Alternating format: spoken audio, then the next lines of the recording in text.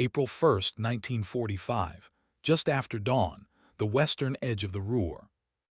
Cold mist hangs low over the fields, clinging to the hedgerows like breath on glass. Somewhere ahead, an engine growls, not the deep, confident rumble of a tiger, but a higher, sharper mechanical snarl. Metal tracks grind through mud churned by weeks of artillery fire. Antennas sway. Radios crackle. An M4 Sherman rolls forward. Inside the turret, the air smells of oil, cordite, and sweat-soaked wool. The gunner's knuckles are white against the elevation wheel. The commander scans through binoculars, eyes flicking between tree lines, factory chimneys, church steeples. Every shadow could hide a Panzerfaust. Every crossroads could be a death sentence. And somewhere miles away, German officers are laughing. They had been laughing for years. In mess halls and headquarters dugouts, Wehrmacht generals spoke of the Sherman with open contempt. Thin armor, high profile, a tank that burned so often its crews called it a Ronson. Against the Panther's long 75mm gun, against the Tiger's frontal plate, the Sherman was a joke, a mass-produced compromise built by an enemy that didn't understand armored warfare. They believed this deeply, comfortably, because belief is easier than reality. As the Sherman crests a shallow rise, its crew doesn't know any of that. They only know the orders that came down before dawn: push east, bypass resistance, do not stop unless forced. The Ruhr lies ahead, Germany's industrial heart, and this war is almost over. Almost. The radio snaps alive, a clipped American voice, calm, controlled. Advance, keep interval, infantry following. The tank lurches forward.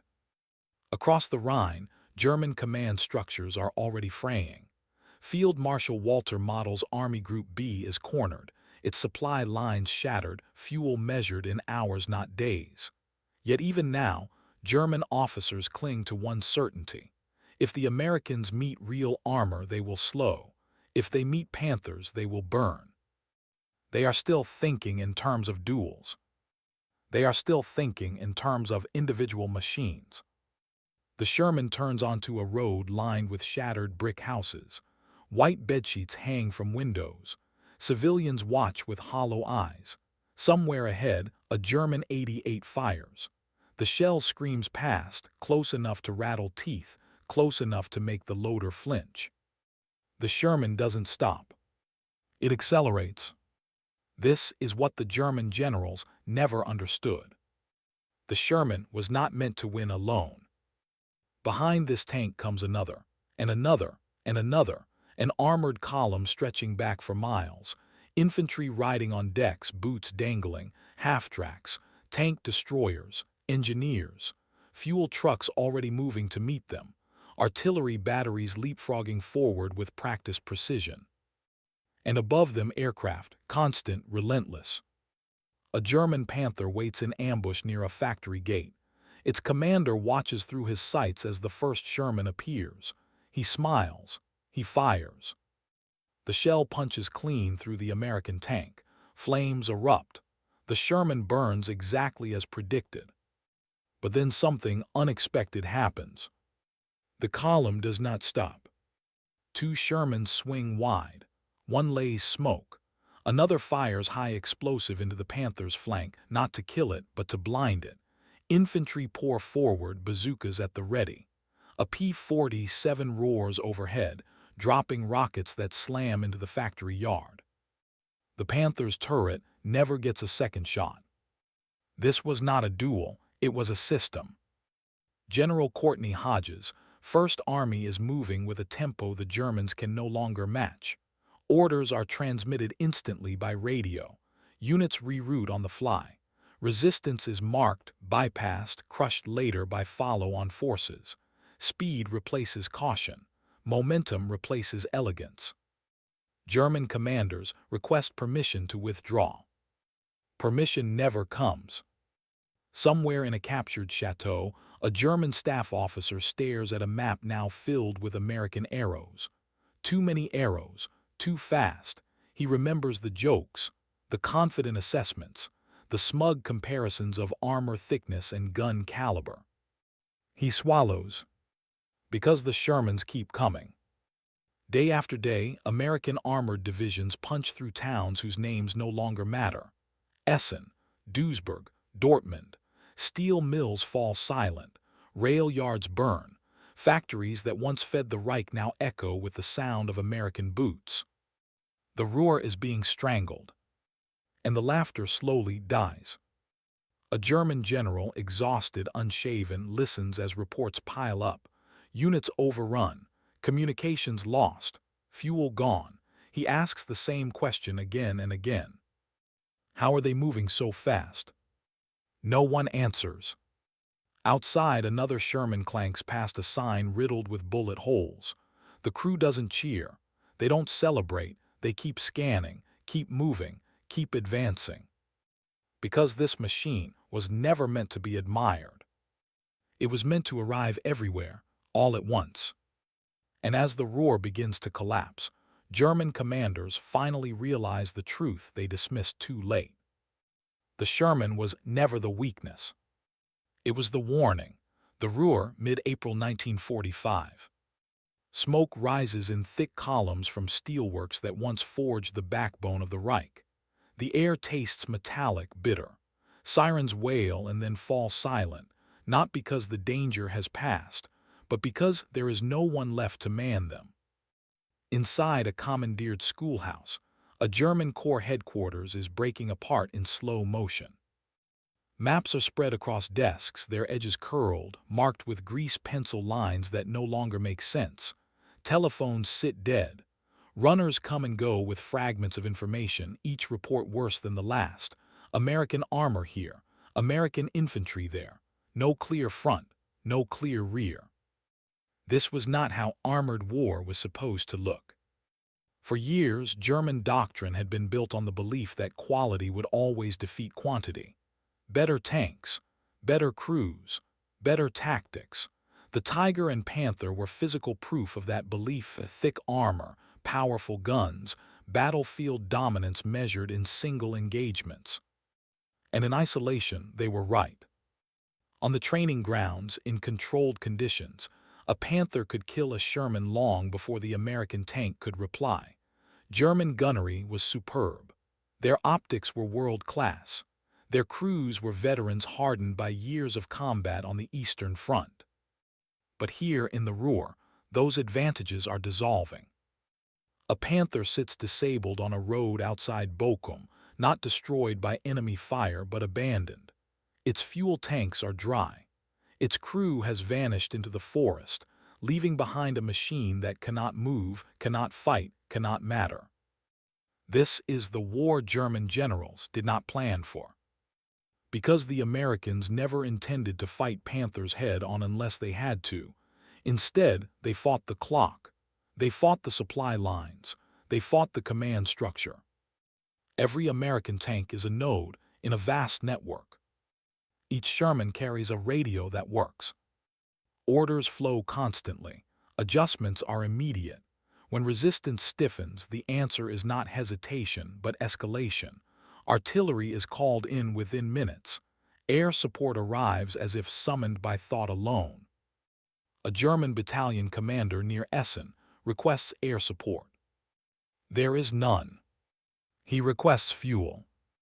There is none. He requests permission to withdraw to a defensible line. The line no longer exists. The American armored columns split and recombine like liquid metal. They bypass strongpoints, isolating them.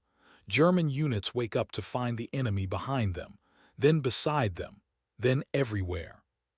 This is the reversal. The same German officers who once mocked American tanks now find themselves hunted by them, not by superior machines, but by superior movement. General Maurice, Rose's 3rd Armored Division, earns a name the Germans begin to whisper with dread: Spearhead. Its Shermans surge forward relentlessly, crews barely sleeping, engines running until they seize or are refueled under fire. American logistics units move just behind the spearhead. Tankers refuel tanks while engines are still warm. Ammunition is stacked by the roadside, waiting before it is even requested. Recovery vehicles drag damaged Shermans out of ditches and have replacements rolling forward before German commanders can react. The Germans notice something unsettling. Destroyed Shermans are replaced. Destroyed Panthers are not. A German major watches from a hillside as American armor flows through a valley below. He counts burning Shermans, then counts the tanks that follow.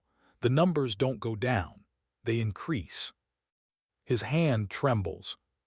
This is not attrition, this is suffocation. In Berlin, the situation maps still show planned counterattacks. On the ground, those plans die the moment they are issued. Units cannot move without fuel. Orders arrive too late. Commanders cannot even locate their own battalions. Meanwhile, American commanders are exploiting every crack. Bridges are seized intact. Road junctions are taken before German demolitions can be triggered. Communication centers are overrun while officers are still issuing orders. The war is being fought faster than the German system can think. This is the moment the illusion of superiority begins to collapse. German generals realized too late that they were measuring the wrong thing. They compared armor thickness and gun caliber, not time. They compared machines, not systems. And the system is crushing them. A captured German officer sits on the curb, helmet at his feet. He stares at a passing Sherman, its paint scratched, its hull scarred, a white star half obscured by mud. He shakes his head. That tank, he mutters, should not be winning. But it is. Because victory is no longer about the best tank on the battlefield. It is about the battlefield itself disappearing beneath your feet. As the American columns tighten their grip, one truth becomes unavoidable. The Ruhr is not being attacked. It is being consumed. And soon the Germans will realize there is no escape left to plan. April 16, 1945, late afternoon, north of Essen. The road is jammed with wreckage. Horse carts, staff cars, half-tracks burned to their frames. A Tiger tank sits angled in a ditch, its massive gun pointing uselessly toward the sky, abandoned without firing a shot. The smell of fuel and scorched rubber hangs heavy in the air. This is not a battlefield anymore. It's a graveyard of plans. Inside a Sherman at the head of the column, the commander studies the scene in silence. He's seen hard fighting before: Normandy hedgerows, the Hürtgen forest, the Rhine crossings. But this feels different. There is no organized resistance here. Only flight. German units are breaking apart not under fire but under pressure. Too many directions, too many threats, no time to regroup, no room to breathe. The American advance has compressed the enemy into pockets that collapse as soon as they form. This is what happens when command disintegrates. Field Marshal Walter Model, the so-called Hitler's fireman, is trapped inside the Ruhr Pocket with more than 300,000 men. On paper, it is still an army group. In reality, it is a mass of exhausted soldiers with no fuel, no air cover, and no coherent chain of command. Model sends orders. They go nowhere. Couriers are captured. Radios are jammed or destroyed. Units move based on rumor, not instruction.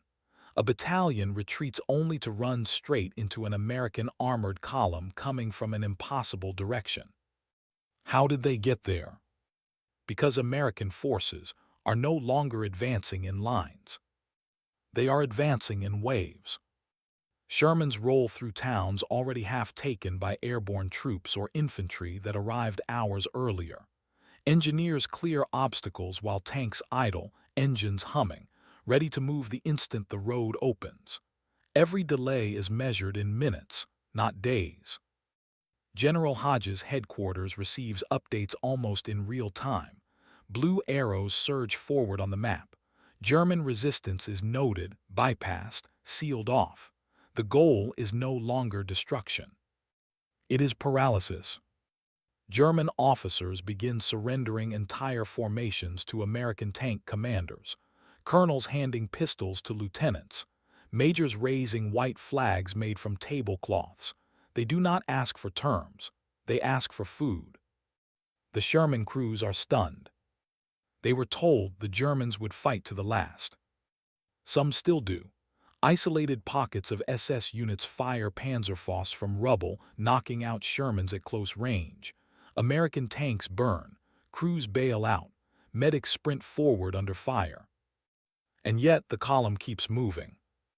A destroyed Sherman is pushed aside. Another takes its place.